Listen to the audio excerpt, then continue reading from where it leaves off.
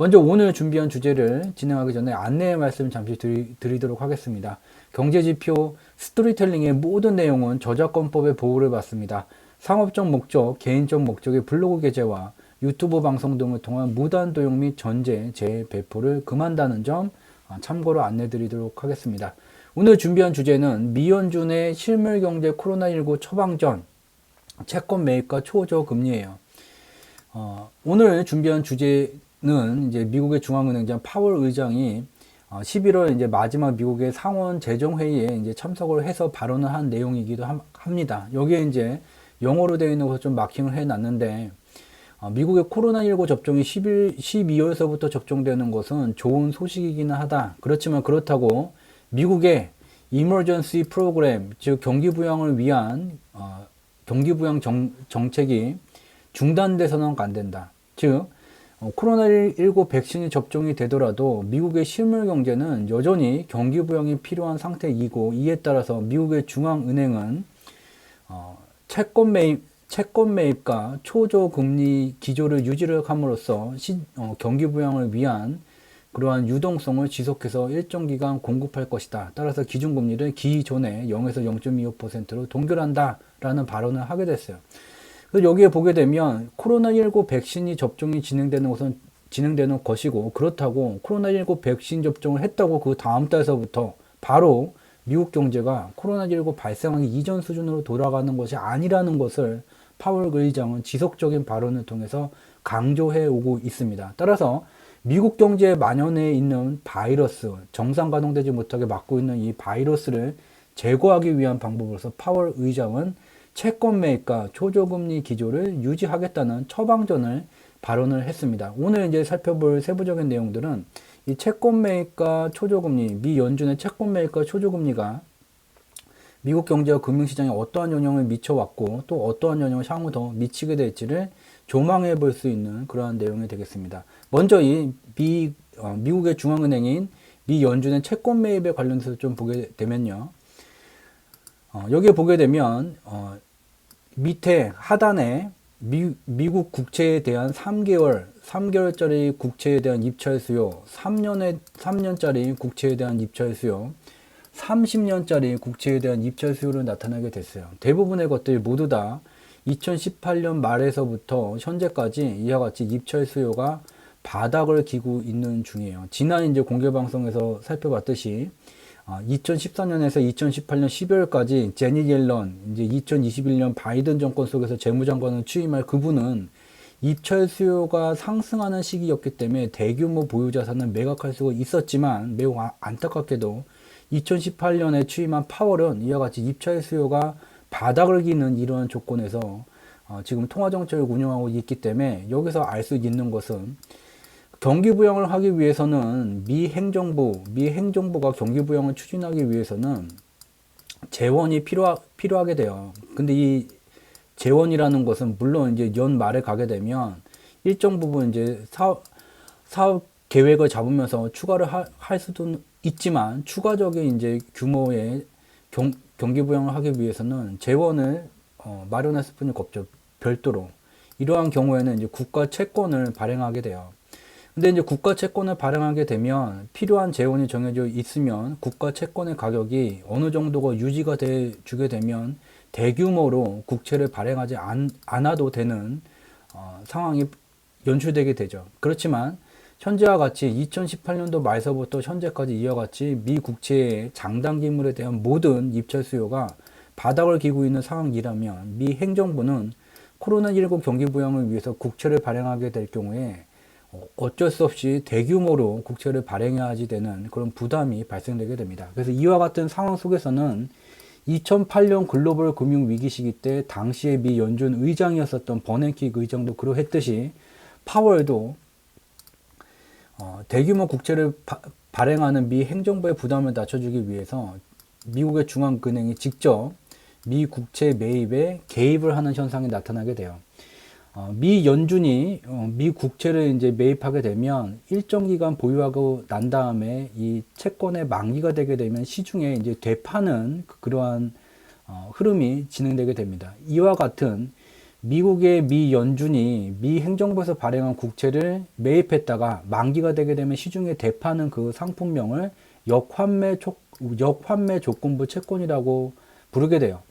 어려운 말이기는 하지만 중요한 것은 이와 같이 미 국채에 대한 입찰 수요가 저조한 상황에서는 어쩔 수 없이 대규모 국채 발행 부담을 낮춰주기 위해서 미국의 중앙은행이 개입할 수뿐이 없고 2020년에도 보게 되면 이와 같이 역환매 조건부 판매액이 급등을 하게 되면서 미 연준이 개입했다는 것을 확인해 볼 수가 있죠. 중요한 것은 3월서부터 4월 1일까지 이와 같은 역환매 조건부 채권 판매액이 급등하는 현상이 나타나게 됐고 미국은 3월과 4월에 집중적으로 코로나 1, 2, 3, 4차 경기 부양 재정 정책을 진행한 바 있죠. 그래서 여기서 알 수 있는 것은 앞서서 파월 의장이 말한 것처럼 당장 코로나19 백신 접종이 이번 달에 진행이 되더라도 미국 경제는 코로나19 백신을 맞는다고 그 다음날 바로 좋아지는 게 아니라 일정 기간 지속적인 경기 부양 정책이 추가로 진행되어야 된다.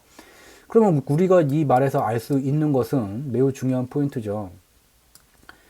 향후에도 바이든 정권이 들어선 다음에도 일정 기간 경기 부양 정책이 진행될 뿐이 없으며 미 국채에 대한 입찰 수요가 바닥을 기는 상황에서 재원을 추가적으로 마련하기 위해서는 미 연준의 개입이 진행될 뿐이 없다는 거죠. 다시 역환매 조건부 채권이 치솟게 되는 일시적으로라도 치솟게 되는 현상이 나타났을 뿐이 없다는 거죠.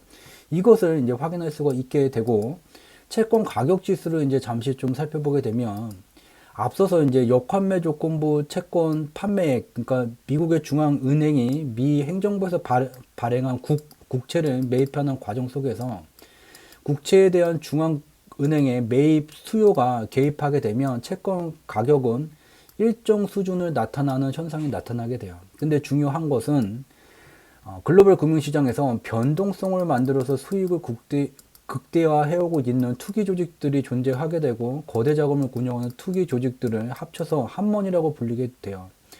이와 같은 현상이 나타나게 되면 채권의 가격이 일정 수준을 넘어서게 되는 현상이 나타난다는 것을 알 수 있게 되고 여기에 바로 투기 자본이 개입하게 됩니다. 그래서 2020년 3월에 이와 같이 채권 가격이 중앙은행이 미 국채를 매입하는 과정 속에서 일정 수준이 넘어서는 채권의 상승 현상이 나타나게 됐지만 여기에 투기 자본이 유입되게 되면서 채권 가격이 급등을 하게 되고 여기에 연동돼서 위험 자산을 비롯한 주요한 금융 상품이 일정 수준의 조정을 맞이하게 되는 현상이 나타나게 되죠. 현재 보게 되면 여전히 미국의 3월과 4월 이후에 추가적인 경기 부양 정책이 지금까지 진행이 되지 않았고 제5차 코로나19 경기 부양 재정 정책이 미국의 대통령 선거와 연관돼서 공화당과 민주당이 합의를 지금도 하지 못하고 있는 중이에요. 그에 따라서 채권 가격은 고점대가 낮아지고 저점대가 낮아지게 되는 단기 하락 추세가 지금 진행되고 있다는 것을 알 수가 있죠. 그렇지만 여기서 이제 끝나는 것이 아니라 앞서서 코로나19 백신 접종이 되더라도 향후에 지속해서 코로나19 경기부양 정책을 진행하면서 채권 매입을 계속 할 거라는 발언을 했죠. 그에 따라서 제5차 경기부양 정책이 진행되게 된다면 다시 채권 가격은 일정 수준 이상을 나타나는 현상을 보일 수뿐이 없게 되고 이때 한머니가 어떠한 또 변동성을 만들 것인지는 어렵지 않게 눈으로 직접 이 자료에서 확인해 볼 수가 있게 되죠. 그리고 우리가 가장 중요한 것은 이와 같이 채권 가격이 지금 보게 되면 여기서 이제 상승 후에 고가놀이 패턴이 나타나고 있는데 우리가 주목해야 되는 것은 채권 가격이 밑으로 이렇게 빠지는 게 아니라 추가적인 경기 부양 정책이 지속될 것이기 때문에 얘가 다시 상승을 할 것이라는 것을 인지를 할 수가 있죠. 여기에 채권 가격이 상승하는 시절 다우존스 지수 주식시장은 어떻게 됐는지를 직접 눈으로 확인해 볼 수가 있죠. 채권 가격이 일정 수준 이상 상승하는 기간에는 위험 자산인 주식시장이 일정 수준의 하락을 만들었다는 것을 확인해 볼 수가 있어요. 그렇기 때문에 이 채권 가격 지수가 왜 이렇게 움직이는지에 대한 원인과 결과 분석을 한 상태에서 이와 같은 주식시장과 비교를 하게 되면 현재가 향후 코로나19 경기 부양 정책이 진행되게 된다면 채권 가격이 일정 수준 이상을 혹은 넘어서는 상승 현상이 나타나게 되고 그러면 주식시장이 어떻게 될 것이라는 것을 알 수가 있죠. 그렇지만 이러한 인과 분석을 하지 않은 채 가격 지표만 보게 되면 이와 같은 결론을 내리게 돼요. 야, 이전 고점대를 거의 다 뚫어버리는 상황까지 나오게 됐지 않냐. 그러면은 장대 양봉 나오고 조정이 나오더라도 약하게 나오고 다시 돌파하게 되는 대세 상승장이 펼쳐지게 되는 거야. 물론 지속적인 경기 부양 정책으로 2020년 3월과 같은 폭락이 나타나기는 매우 어려운 상황이기 때문에 그 말은 맞아요. 그렇지만 현재 바라봐야 되는 것은 그와 같은 얘기가 아니라 채권 가격이 일정 수준을 넘어서는 상승이 나타날 수 있는 위치에 와 있다면 주식시장이 위로 가기 힘들다는 것을 직접 눈으로 확인해 볼 수 있게 되죠. 그렇지만 저희 경제지표 스토리텔링이 공개 방송을 이제 하고 녹화본을 보게 되면 지속적으로 이제 기술적 분석만 하는 분들이 계속해서 공격적인 이제 발언들을 남기게 되게 돼요. 즉 조정에 관련돼서 얘기를 하게 되면 매우 격한 반응을 보이게 됩니다. 그들이 보이는 반응을 CNN은 이와 같은 공포와 탐욕 지수로 설명하고 있죠. 공포와 탐욕 지수라는 것은 CNN 머니라는 데서 이제 산출을 하게 돼요. 보게 되면 현재 90위까지 와 있어요. 극도의 탐욕 수준까지 와 있다는 것을 나타내고 있고, 이와 같은 탐욕이 시장을 장악하게 된다면 시장의 조정에 관련돼서 발언을 하거나 분석을 하게 되면 매우 공격적으로 시장의 추가적인 상승을 염원하는 사람들의 그런 반응들이 나오게 되죠. 그런 사람들은 저희는 인간지표라고 부르고 있습니다. 인간지표들이 출현하게 돼요. 그러함에도 불구하고 이러한 탐욕이 가득한 시장 속에서 금융시장에서 이름을 좀 날리고 잔뼈가 굵은 손 마사요시, 짐 로저스 같은 사람들은 주요한 지표를 이제 기준으로 투자를 하게 되고 그런 지표들이 말해주고 있는 과열 양상이라는 걸 알 수 있기 때문에 이와 같은 과열 양상이 급속도로 식어버리기 전에 잠시 발을 빼게 되죠. 이와 같이 탐욕 지수예요. 근데 이제 국내 뉴스를 보게 되면 개인들은 계속해서 상방으로 베팅을 하고 있는 중이죠. 네, 그렇지만 여러 가지 지표들이 경제 지표든 아니면 금융 지표든 이와 같이 과열 양상에 진입했음을 말해주고 있고, 우리가 누누이 살펴봤었던 이제 풋콜 레이쇼 CNN 머니 쪽에서 이제 제공한 내용을 보게 되면 저희가 이제 지난 공개 방송들을 통해서 계속해서 공유를 했었던 글로벌 옵션 지수 분석한 내용하고 완전 달라요. 경제지표 스토리텔링에서 분석하는 모든 분석 방법과 결론은 레퍼런스가 없는 자체 지적 재산권에 해당하게 됩니다. 이와 같이 이 지표를 조회할 수 있다는 것과 이 지표를 분석하고서는 그 뒤의 흐름을 예측할 수 있는 분석 방법론이라는 얘기하고는 완전히 다르게 돼요. CNN을 비롯한 대부분의 이 풋콜레이쇼라는 지표를 분석하게 되면, 조회를 하게 되면 얘는 선으로 나타나기 때문에 이와 같은 그림이고, 캔들로 나타나게 되면 무의미한 캔들이 막 흔들리는, 수도 없이 흔들리는 이와 같은 화면이 나타나게 돼요. 그래서 중요한 것은 기술적 분석가들이 저희 쪽에 이제 저희 공개 방송에 난입하게 되면 글로벌 옵션 지수는 풋콜레이션인 것 같고요. 마치 뭔가를 가는 듯한 좀 뻐김을 보이게 되지만 직접 해당 데이터를 조회를 해봐라. 경제지표 스토리텔링이 분석한 그와 같은 방법과는 완전히 다르다. 조회를 하게 되면 이와 같은 해석하기 좀 힘든 내용들이 나타나게 돼요. 그렇지만 여기서 말하는 것은 옵션 시장도 과열 국면에 와 있다는 것을 말해주고 있죠. CNN 머니가 분석한 거예요.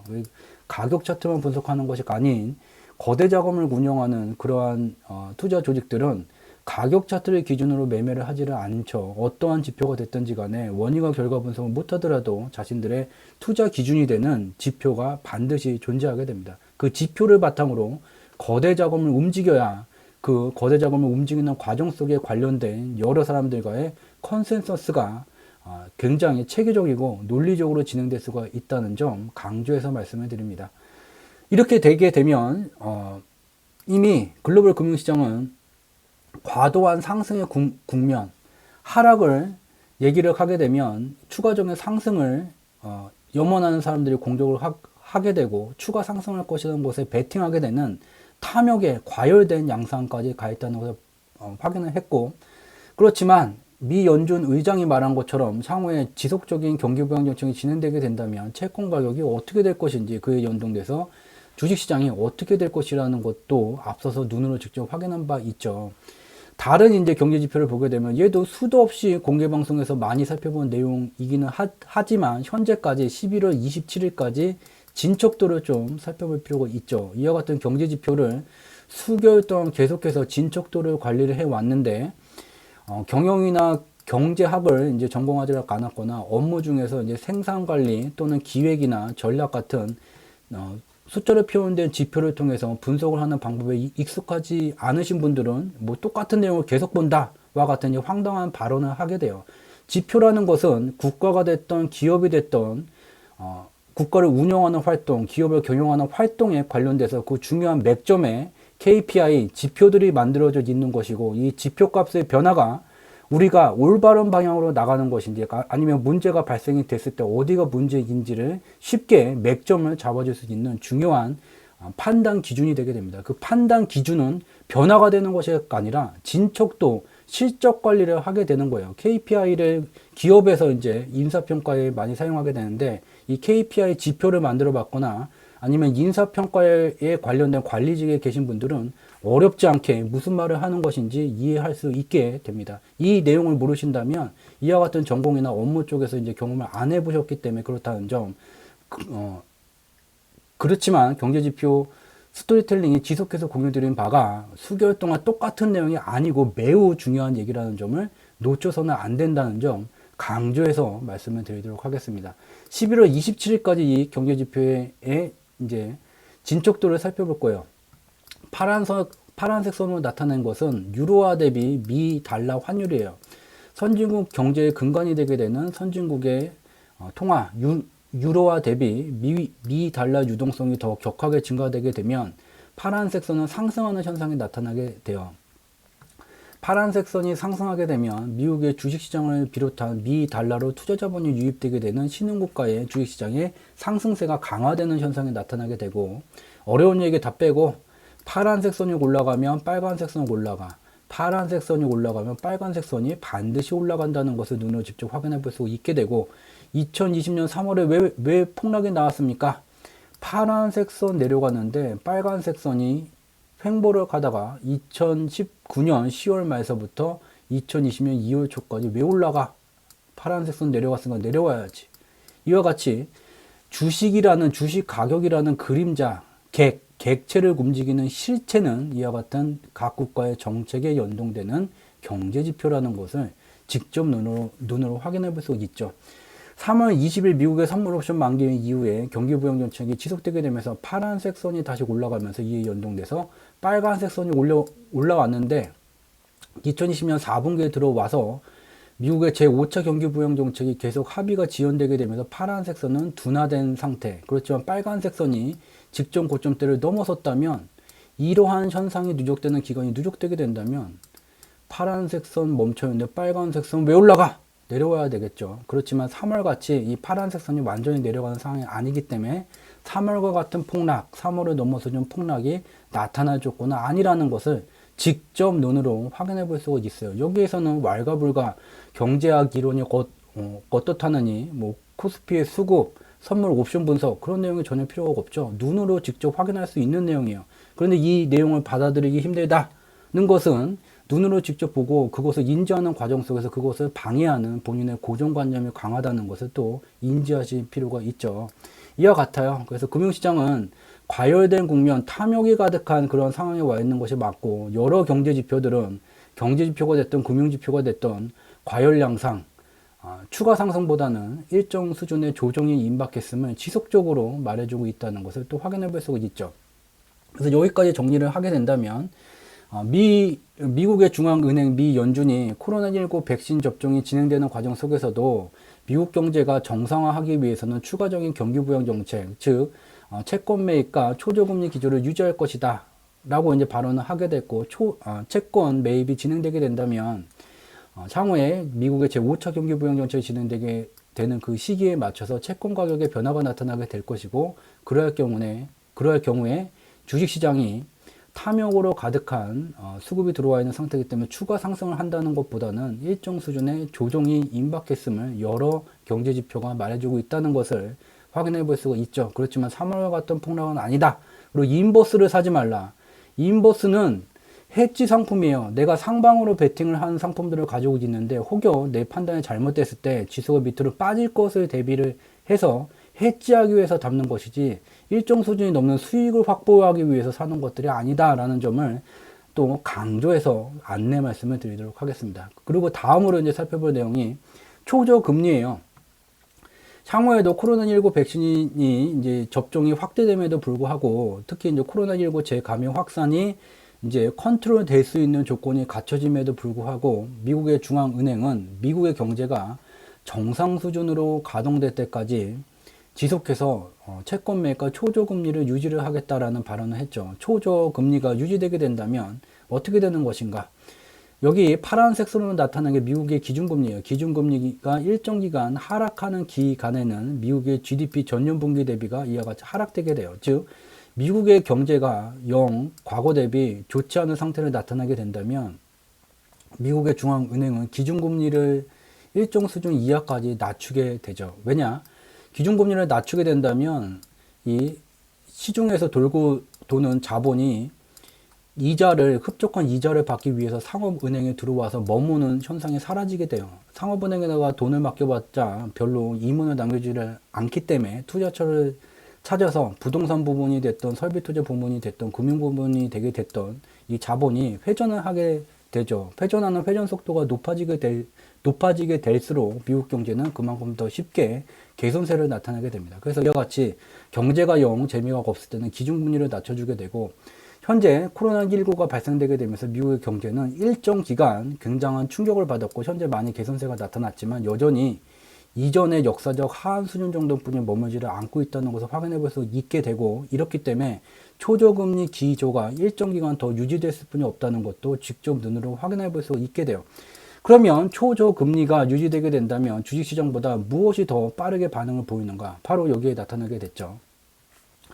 바로 기준금리가 일정 기간 하락하게 된다면 부동산 경기를 구성하는 요인 중에서 첫 번째 비중이 가장 큰 것이 기존주택 판매 경기, 두 번째로 비중이 큰 것이 신규주택 판매 경기, 세 번째가 신규주택 착공 경기가 되게 돼요. 여기 중에서 이제 비중이 가장 큰 게 기존주택 판매 경기가 되게 되고 이미 만들어져 있는 집을 판매를 하는 경기이기 때문에 기준금리가 낮아지게 되면 부동산 경기가 더욱더 이제 활성화를 나타낼 수뿐이 없게 되고 활성화를 나타내는 이유는 이와 같아요.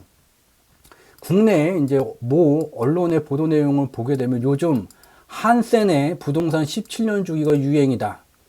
17년 주기 뭐 예전에 만들어진 거고 요게 현재까지도 맞는지 틀리는지 그게 무슨 의미가 있겠는가 참고할 만하다라는 발언으로 끝났어요.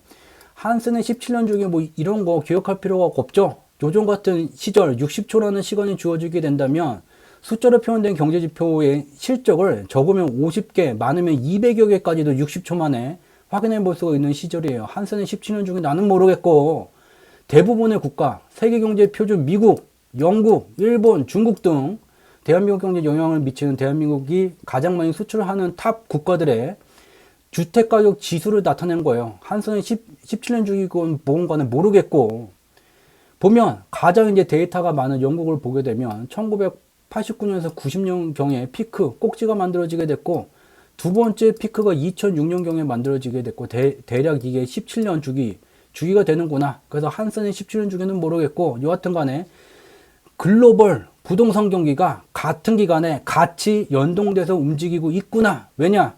글로벌 부동산은 지구는 둥글기 때문에 국가가 떨어져 있음에도 불구하고 자본주의 환경 속에서는 자본이 대륙에 막히거나 바다에 막히지 않고 자유자재로 움직이게 되죠. 즉 글로벌 유동성이 일정 수준 이상에 넘어가게 되면 어떤 국가가 부동산 규제를 강력히 한다고 자국민들을 규제를 하더라도 글로벌 자본이 들어가서 그 나라의 가장 핫하고 가장 노른자 땅에 호가를 높여놓게 되는 현상이 과거서부터 지금까지 벌어지게 됐어요. 즉 국가가 다름에도 불구하고 이와 같이 경제의 특성이 다름에도 불구하고 부동산 경기가 같은 기간에 같이 움직이는 그 근본 원인은 글로벌 유동성이다. 글로벌 유동성에 영향을 미치게 되는 가장 큰 요인은 미달러 유동성이 되게 되고 이것은 미국의 통화 정책에 막대한 영향을 받게 된다. 특히 이와 같은 내용은 IMF 국제통화기금 홈페이지에 들어가게 되면 무료로 매년 주기적으로 이 IMF에서 분석하는 세계 주택 경기에 대한 분석 자료를 확인할 수가 있어요. 2008년 글로벌 부동산 경기 붕괴 시기의 가격을 이미 넘어섰다. 그렇지만 2008년도에는 부채가 과도하게 많아지게 되면서 한 국가의 대부분의 주택 가격이 같이 상승하는 현상이 나타나게 됐다. 그렇지만 대부분의 국가들은 2008년에 세계 부동산 버블을 목적으로 했기 때문에 현재 진행되고 있는 부동산 호경기의 특징은 어떠한 국가가 되게 됐던 중국이면 수도 베이징, 대한민국이면 서울, 뭐 다른 나라면 수도, 그 수도와 수도 인근의 지역만 붐 현상이 나타나게 되고 수도권에서 멀어지게 되면 오히려 붐 현상이 사라지고 냉각 주기가 진행되고 있는 2008년과 구분되는 특징을 나타내고 있다. 또한 IMF도 이와 같이 숫자로 표현된 경제 지표에 인과 분석을 하게 되죠. 이와 같이 가격이 상승되게 되는데 버블이 나타나는 것은 아닌지 여러 가지 경제 지표를 통해서 살펴보게 되고 이러한 내용들 중에서 IMF에서 수년간 이제 분석했던 과거 데이터 속에서 대부분의 국가들이 이와 같이 과거보다 주택 가격이 상승하는 실질 주택 가격이 상승하는 현상이 나타나게 된다. 대한민국은 여기 있어요. 대한민국은 여기 있다. 자, 대한민국의 부동산 버블인가 아닌가? 만약에 대한민국이 과도한 부동산 버블이라면 여기에 갖는 대부분의 다른 국가들은 버블을 넘어섰는가? 버블이 붕괴되는 상황에 와 있는가? 아니죠. 라는 것을 알 수가 있어요. 그래서 중요한 것은 미국의 중앙은행은 글로벌 유동성에 막대한 영향을 미치게 되는 미국의 중앙은행의 통화정책은 향후에도 코로나19 백신이 접종되는 상황 속에서도 이와 같은 초저금리 유지를 지속적으로 할 것이고 초저금리 유지가 계속되게 된다면 부동산 경기가 더 활성화되는데 영향을 미칠 수밖에 없게 되고 그렇게 된다면 국가가 다르고 산업구조가 다름에도 불구하고 한센족이 나는 모르겠고 이 데이터를 보게 되면 같은 기간에 같이 다 부동산 가격이 움직인다는 것을 눈으로 직접 확인해 볼 수가 있게 됩니다. 그래서 오늘 이제 준비한 내용은 여기였고요. 여기까지였고요. 오늘 이제 살펴봤던 가장 중요한 얘기는 2020년 10월서부터 미국과 유럽에서 이제 합작품으로 만든 코로나19 백신 접종이 진행이 되게 되는데 미국의 중앙은행장은 지속해서 메시지를 전달해 왔다. 코로나19 백신 접종과 그 다음날 바로 미국 경제가 개선되는 것과는 전혀 같은 얘기가 아니다. 백신 맞는 것은 좋은 얘기기는 하지만 미국 경제는 백신 접종이 진행되는 과정 속에서도 지속해서 초저금리 유지와 채권 매입을 통한 유동성 공급 확대가 지속돼야지 되고 여기에 병행해서 미 행정부의 코로나 경기 부양 재정 정책이 주기적으로 일정 규모가 넘는 수준으로 지속되어야 된다는 것을 강조해 왔습니다. 채권 매입이 지속되게 된다면 채권 가격 지수는 일정 기간 좀 변동성을 맞이할 수밖에 없게 되고 그 변동성이 나타나기는 시점이 다가오고 있고 이에 따라서 주식시장이 현재 대부분의 사람들이 추가 상승한다. 그렇지만 여러 경제지표, 여러 분석대가들은 과열 국면, 탐욕 국면에 와 있다는 것은 지속해서 경고해오고 있죠. 또한 경제지표 스토리텔링도 여러 경제지표를 통해서 공개방송에서 공유드린 바와 같이 일정 수준의 조정이 임박했음을 공유를 드렸고 또 하나 초저금리가 진행되게 된다면 어떠한 부동산 규제를 하든지 간에 글로벌 유동성이 증가되기 때문에 주택 경기, 부동산 경기는 활성화되게 된다. 그리고 더욱 중요한 것은 건설업 GDP의 절대량은 금액은 작지만 건설사에서 선입금을 받아서 발주를 받는 그러한 기업들은 다 제조업 GDP에 잡히게 된다. 산업의 파급력이 가장 큰 부분을 규제를 해놓고 경기 부양이라는 것은 앞뒤가 맞지 않는 얘기다. 그리고 중요한 것은 대한민국은 부동산 과열 국면이 아니고 대부분의 국가들도 이와 같이 부동산 가격이 대한민국보다 더 상승하고 있는 상황이라는 것을 오늘 공유를 드리면서 오늘 방송은 여기서 마치도록 하겠습니다. 그리고 새로 참여해 주신 분들께서는 저희 경제지표 스토리텔링에서 진행하는 공개방송의 이해도 함양을 위해서 반드시 좀 살펴봐 주셔야 되는 내용이 있어요. 물론 이제 저희 유튜브에도 올려져 있고요. 여기 연두색 검색창에다가 주상지라는 것을 클릭하게 되면 세 번째로 이와 같은 주가를 상승시키는 경제지표로 연결이 되게 되고, 여기에 이제 지난 공개방송들 중에서 3월 25일에 진행했었던 공개방송 한머니의 글로벌 금융시장 운영 메커니즘, 대한민국만 따로 움직이는 게 아니라 글로벌 금융시장이 다 연동돼서 움직이고 있고 어떠한 원리로 연동돼서 움직이고 있는지 3월 25일 공개방송에서 다룬 바 있고요. 그 다음에 이제 확인을 해 주셔야 되는 공개방송이 4월 2일에 했던 공개방송이에요. 글로벌 금융시장의 소리 없는 창과 방패의 전쟁. 거대 자금을 운영하는 복수의 투자 조직을 한머니라고 부르게 되며, 이 한머니는 변동성이라는 창으로 지속해서 금융시장을 공격해왔고 막대한 수익을 만들어 왔습니다. 그렇지만 2020년 코로나19가 덮친 상황에서 또다시 변동성이 커지게 됐고, 여기에 세계 실물 경제 물물 교환의 근간이 되게 되는 미 달러의 유동성을 유일하게 조절할 수 있는 절대 반지를 가진 곳, 바로 미국의 중앙은행 미 연준이 방패를 들어서 개입하게 됩니다. 이러한 얘기 4월 2일 날 진행했었던 공개 방송에서 살펴봤고요. 그 다음으로 현재 시점에서 가장 중요한 세 번째 확인해 주셔야 되는 내용이 있어요. 6월 12일 날 진행했었던 공개 방송 중에 두 번째 주제, 글로벌 금융시장 불황기로 향하나라는 이 제목 속에서 살펴봤었던 글로벌 금융시장 및 글로벌 경제의 4계절, 봄, 여름, 가을, 겨울, 숫자로 표현된 경제지표의 원인과 결과 분석으로 글로벌 금융시장 및 경제를 분석하게 되면 봄, 여름, 가을, 겨울에 구분되는 장세를 구분해 볼 수 있고, 우리가 봄, 여름, 가을, 겨울 중에 어디에 와 있는지, 또한 어떤 계절 속에 초기, 중기, 말기 중 어디에 와 있는지를 알 수 있다면, 작게는 재테크 관점에서 자신의 투자 포트폴리오가 어떠한 기준들로 구성되어야 되고 어떠한 산업 부분이 포함되어야지 되는지를 명확히 알 수 있게 됩니다. 또한 좀 더 큰 의미로는 기업을 경영하는 대표로서 매년 말에, 연말이 됐죠, 매년 말에 작성하게 되는 차년도 사업계획서를 작성하기 위한 제일 앞에 들어가는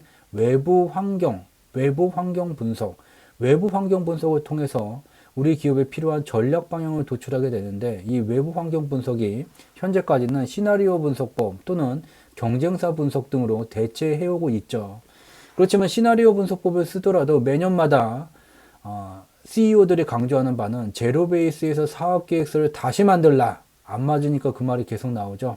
그렇지만 매우 놀라운 것은 인류의 금융 역사 속에서 한국과의 중앙은행보다 더 많은 자금을 운영하는 복수의 투자 조직을 한머니라고 불리게 되는데, 이들은 누구보다도 많은 자금을 운영해 왔기 때문에 숫자로 표현되어져 있는 경제지표의 분석을 통해서 글로벌 경제의 방향성을 파악하고 1개월과 3개월마다 파생시장의 만기일마다 방향성과는 전혀 상관없는 변동성을 만들면서 수익을 극대해 오고 있는 중입니다. 그들이 할 수 있다면 우리도 할 수 있다는 것을 입증하기 위해서 2018년 6월 처음 공개방송을 진행한 이래 숫자로 표현된 경제지표의 원인과 결과 분석으로 아직 발생하지 않은 우리의 삶에 다가오는 방향성에 대한 분석 내용을 공유드리고 있습니다. 이와 같이 사계절을 구분할 수 있는 매우 중요한 자료가 6월 12일 공개방송 두 번째 주제에 담겨져 있고, 이 세 가지를 보시게 된다면 좀 더 공개방송에 참여해 주신 내용을 효과적으로 이해하실 수 있도록 될 것이라고 판단하면서 안내를 드리게 됩니다.